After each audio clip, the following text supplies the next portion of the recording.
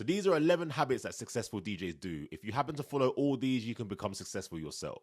So the first thing that every single DJ that I know, any successful DJ that I know does is uploading content. Now, you could be uploading content to TikTok, Facebook, Instagram, Twitter. It doesn't matter where you upload it, you need to be uploading content. Now, the good thing about these platforms is it gets you out in front of people that you may never meet. You could post a DJ routine online today and it could be seen by someone in China, it could be seen by someone in Germany. You never know. And if you don't post content, you're only really going to be seen by the people around you in your town or in your immediate circle. So getting on social media can really help you out. Now, not a lot of DJs don't want to be on social media because it takes too much time off their hands or whatever. You don't need to spend all your time on these platforms. You can literally record a DJ routine and then you can upload it and then leave it. You don't have to go on the app. You don't have to look at anyone else. Just upload it and leave it. Now, different types of content you can do, like you can even start small, like even on Twitter. Putting a tweet on Twitter is content. If you interact with DJs, you can literally make a post like, DJs, what's your favorite genre of music that you play? And that can get some interaction. And then if you want to take it a little bit further, you can start doing DJ routines on Instagram. You can start doing TikToks on TikToks. It's anything you like. But what you need to be doing is putting content out online. Now, I guarantee most of you DJs right now have some form of content on your phone. But you've probably looked at it and thought, I don't really like this bit of content. Or what if other DJs think I'm rubbish? Look, what I'm going to say to you guys right now, don't care about other DJs. Don't care about other DJs and what they think about your content. Your content is going to be put in front of the average consumer. So think about when you go clubbing, it's just going to be a bunch of random people that don't know nothing about DJing, and it's the same on TikTok and Instagram. No one knows about DJing as much as we do, right? So when you're posting content, Sarah and Alan down the road don't care about if you scratched it in on time or whatever. They just want to see something cool on screen and they want to hear the music that they like. So when you're thinking about posting content, don't think about other DJs. I know so many people and so many DJs that are worried about what other DJs think. Put the content out, get the feedback. If it gets good feedback, make more of that content. If it doesn't get good feedback, try something else. Try and figure out what works for you and then keep going at it. There are so many DJs on TikTok that are posting and they're getting millions of likes, millions of followers, and that could be you. But because you're not uploading, you don't even have the opportunity to get that following. So what I'm going to say is look at your phone right now. If you have a bit of content, just upload it. Upload it, leave it, see what kind of feedback you get. If you think it's rubbish, then do better. If you think you've got a rubbish routine on your phone, then all you need to do is do better. So the first good habit of all DJs is just purely posting content. Another good habit that successful DJs have is they check their set history after every single set. So basically, when you finish your set, you can go into your DJ software and you can look at the history. You can literally see what you played that entire night. So if you started at 9 and you finished at 3, you can see exactly what tracks you played between them times. And all successful DJs do this. They grab the set history, they put it into a folder on their DJ software, and they go through it. And they look at it and they're like, oh, do you know what? I could have done better in that section. Or I should have played this song here. Or maybe I shouldn't play that song next time. They're analyzing their set. They're going from start to finish and they're analyzing how they can do better. This is a great habit for all successful DJs. And you could do that too. When you finish your set, you should not be content with it because you're not going to have the perfect set. This is one thing that all DJs think. They think because they got from the hours of 9 till 3, they got through it. They think that was it. They think that's good. Like, I guarantee there was a point in the night where you played a section and maybe people left the dance floor or people looked at you funny. Like, there's always going to be something that you can improve on. So all successful DJs do this. They go through their set history and they try and figure out how they can do better. And it is such a good practice to do this. So all you need to do next time you DJ this weekend, right? Literally go into your set history, take the set history, put it into a folder, name it, the venue that you played at and the date, and then go through it. Go through it and try and improve it. And you know what? You don't even need to use the set history just for improvements. You can literally do it to even build your music library. So say, for example, you got your set history, and the way I DJ is in sections. So I could do an opening section or an R&B section or an Afrobeat section, dancehall section, whatever. So what I'll do is I'll split the set up into sections, and then I'll look at the section and be like, you know what? During that ladies section, I could have played maybe this song or that song. Or you might be looking at it and being like, I need to download some more ladies songs. You can go to your favorite record pool and you can literally go and download even more girls songs. If you lot are looking for a brand new record pool, you can use Heavy Hits, and if you use the code DJCB, you can get your first month for $4.99. So you can go to your favorite record pool and you can search for all these girls songs, and then what you can do is you can download them all, build up your music library. So then when you next play your girl section, you have even more music to play from. So checking your set after every single set and just analyze it and seeing where you can do better is such a great habit for all successful DJs. So another good habit that all successful DJs have is networking. Now, I know a lot of DJs watching this right now are introverts, they're shy people, but you need to get away from that. I was like that. I remember once when I went to a DJ link up, there's a DJ link up in London called DJ City Link Up, and I went there for the first time and I didn't speak to anyone. I literally walked in, looked around, saw all these DJs networking, and I stood there and I was too worried to speak to other DJs. I don't know why, but I know that some of you may have been in that situation before, and you need to get out of that because you never know what could happen at these DJ link-ups. You might go and speak to a DJ who might be from another town. So say, for example, you're from London, they're from Manchester. You make friends with them, and they turn around and say to you, I have this gig in Manchester, man, but I can't do it. Do you want to come down? Then you've just got a new opportunity in a new town where you can showcase your skills. So DJs, I know it's difficult to speak to other DJs. Some of them are really stubborn. Some of them are really hard to talk to, but you're going to find some other DJs that love speaking. I love speaking to other DJs. I love networking. I love speaking about DJing, and you're going to find other DJs like that. So what you need to do is just come out your comfort zone a little bit. If you don't come out your comfort zone, you're not really going to excel your DJ career like you want to. Come out your comfort zone and just speak to another DJ. Literally just say, hi, I'm DJ CB from blah, blah, blah. Then you'll get talking. What equipment do you have? What controller do you have? Blah, blah, blah. Next thing you know, an hour's gone by because you're talking about DJing. Look, us DJs are geeks. We're geeking out about software. We're geeking out about hardware, blah, blah, blah. Look, come out your comfort zone and just network. And I guarantee it will help you as a DJ. It's such a good habit to have as a DJ. Another habit that all DJs have is just practicing at least once a week. Now, I know a lot of you are going to sit there and think, I don't need to practice. I'm the best DJ ever. And look, you don't need to practice beat matching. You don't need to practice all that simple stuff when you first started DJing. But there are so many different things you can practice when you're DJing. You can practice new skills. That there's things like tone play, word play, scratching. There's so many new things that you could learn as a DJ. Like, I guarantee right now, because I speak to a lot of beginner DJs, you lot don't know how to scratch. So why are you not trying to learn how to scratch or trying to improve your scratching? Do you know what I mean? There's always something that you can improve on. And it doesn't just come down to practicing skills. It could just literally be practicing a genre. Like for me,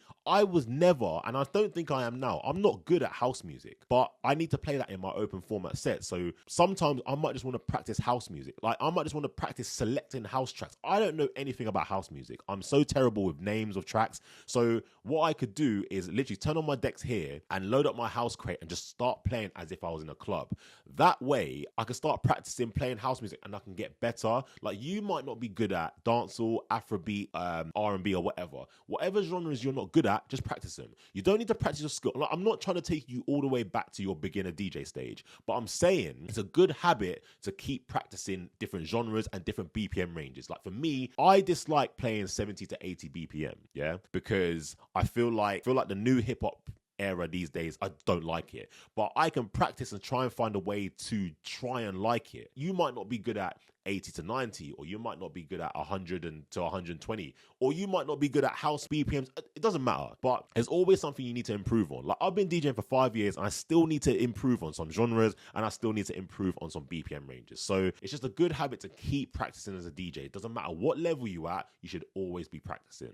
Another good habit that successful DJs have is taking risks in their sets. Now, I know a lot of DJs will just go to their set every single week. They'll go to the residency and they'll play the same set. Maybe if they don't play the same set, they'll play the same songs, but in a different order. Do you know what I mean? So, because you know that those tracks work, but you need to take risks. Like literally, even if you go to your set next week and play one new track that you've never played before, that's you taking a risk. Don't just go and be comfortable because you're earning a bit of money now and like you're too scared to drop a new song just in case it clears the crowd. If it clears the crowd, who cares? If it clears the crowd, it doesn't mean that you're rubbish. It just means that they didn't like that song, so now they're going to go get a drink, they're going to go to the toilet, they're going to go smoke. Yeah?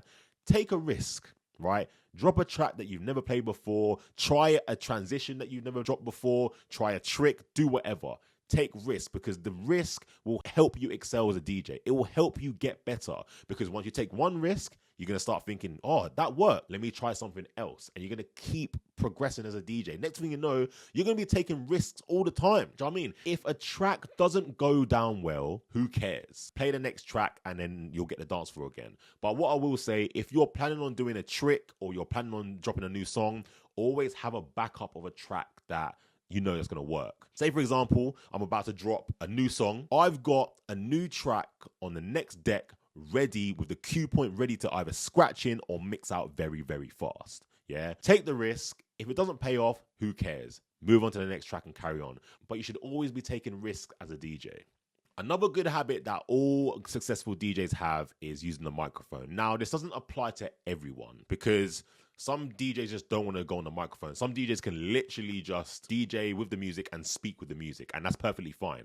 And I do that sometimes. But sometimes, you know what, it's good to add a little bit of personality to your set. So if you have a microphone, use it. Now, some of you are thinking to yourself right now, I know, I'm looking at you right now, and I guarantee you're thinking to yourself, oh, do you know what? I don't like the sound of my voice. Or like, what if they don't respond? Who cares, right?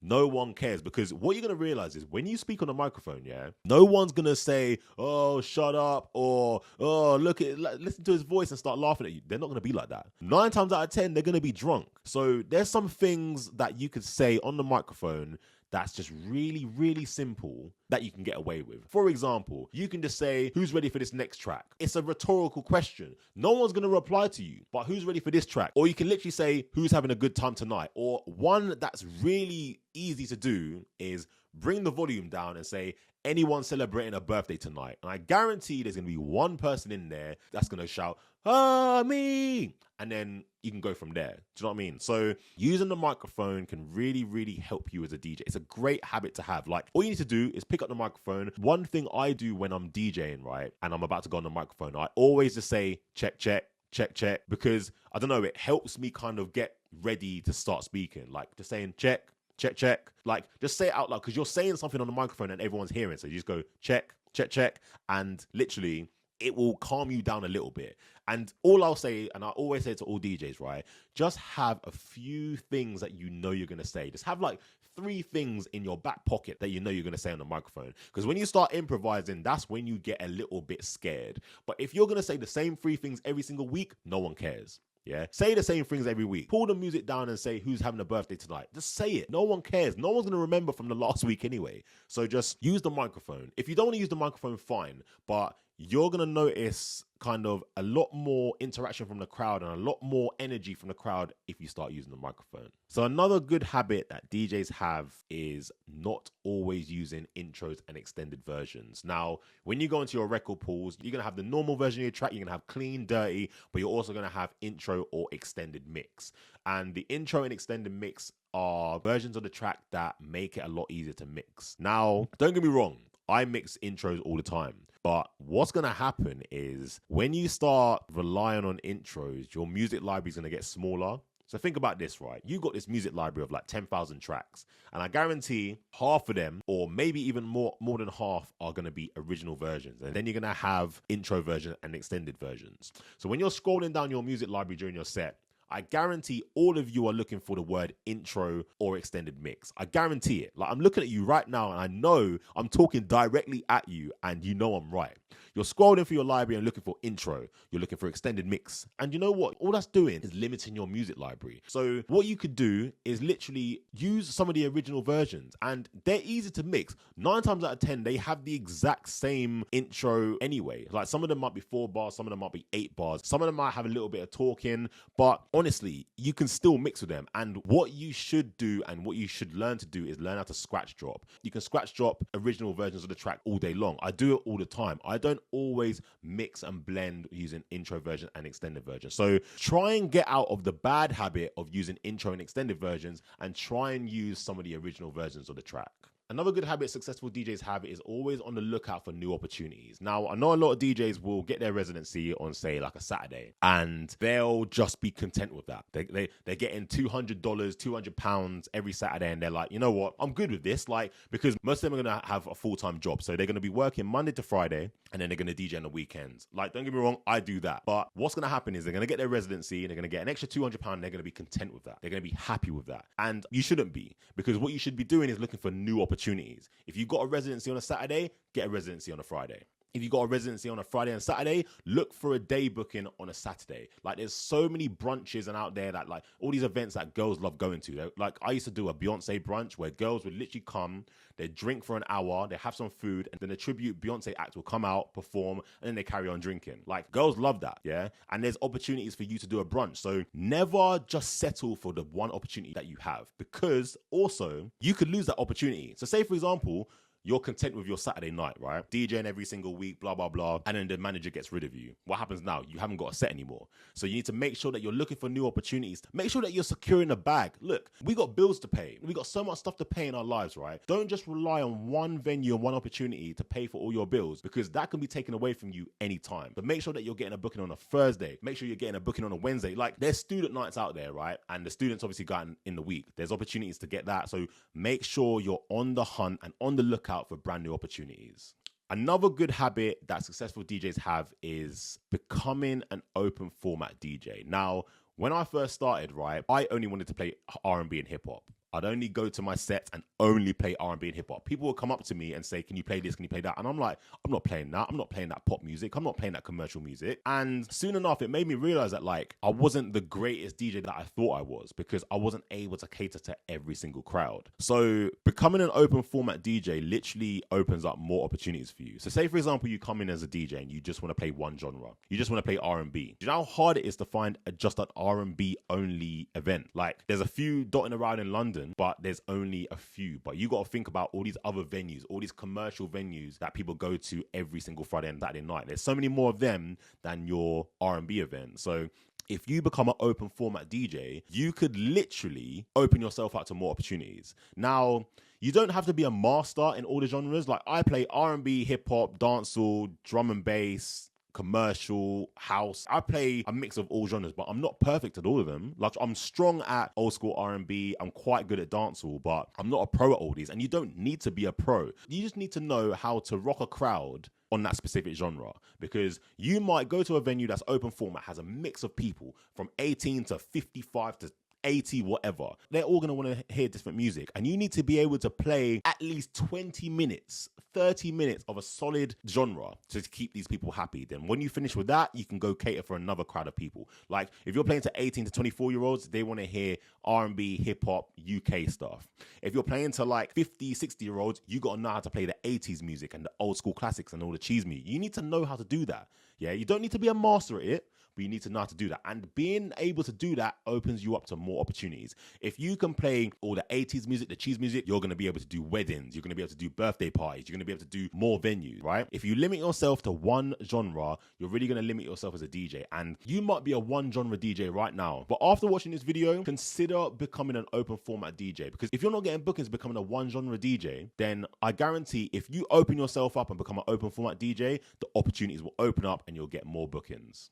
Another good habit that successful DJs have is not using their phone whilst they're DJing. Now, I used to be a culprit of this. I used to go to my DJ sets and I used to be on WhatsApp, Twitter, Instagram, scrolling whilst I'm DJing. I'm not focusing on the crowd. I'm just scrolling through. And then when the song's about to run out, I drop the next song. And this is such a bad habit. The good habit, obviously, for successful DJs is not using their phone. Now, I do understand that people have families, they have partners that need to get in contact with them, right? So if you're one of these DJs, you can get an Apple Watch. Now, an Apple Watch will notify you when someone messages you. So if there is an emergency, pull your phone out your bag, pull your phone off the side and answer it. Yeah. But if it's just an Instagram notification or it's just a Twitter notification, that can all wait. Yeah. All that's going to do is distract you. What I found is when I leave my phone in my bag, I am so focused. Basically, as a DJ, you want to get in the zone and you want to zone out completely. If you're on your phone, you're not interacting with the crowd. Yeah. When you're on your phone, it makes it seem that you don't even want to be there. Yeah. It makes it seem that you want to be somewhere else and you want to be talking to someone else. You want to be interacting with someone else. If that's the case, you should leave that residency or leave that booking and give it to another DJ who will appreciate appreciate that, yeah? Put your phone in your bag, and I guarantee your DJ set will get better because you're going to be a lot focused. You're going to know what songs to play. You're going to know what direction to go through the night. Trust me. Like, I used to be a DJ that used to just be on my phone, on Twitter, and doing whatever. Put it down, put it in your bag. Or turn off notifications, because one thing that's going to happen, I guarantee this happened to all DJs. You put your phone down, you're ready to DJ, but it's face up, and you'll get a like on Instagram, yeah? Oh, what's this? Boom, you open up your phone now you're on Instagram. Now you're scrolling, yeah? Distraction, no. Get an Apple Watch or whatever, just so you can get important stuff and just focus on the DJing.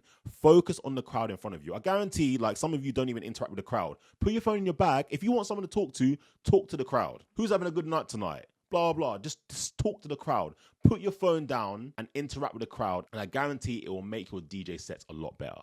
Another good habit, and I know a lot of DJs are going to disagree with me on this, is to take some DJ requests. Now, obviously, some DJ requests are bad. Some people will come up to you and ask for ABBA whilst you're playing dancehall. I've been there. Look at the photo on the screen right now. This is a girl coming up to me requesting ABBA. Now, you might be DJing somewhere, and you might be having a hard time. You might be like, do you know what? I can't figure out this crowd. But then someone might come up to you and say, oh, can you play this? Yeah. You might play that song. Next thing you know, the dance floor fills up, because obviously that person has been in that venue multiple times. You might be new to the venue. You might be new completely. This person might come to the venue all the time, and they might request, I don't know, some sort of house track.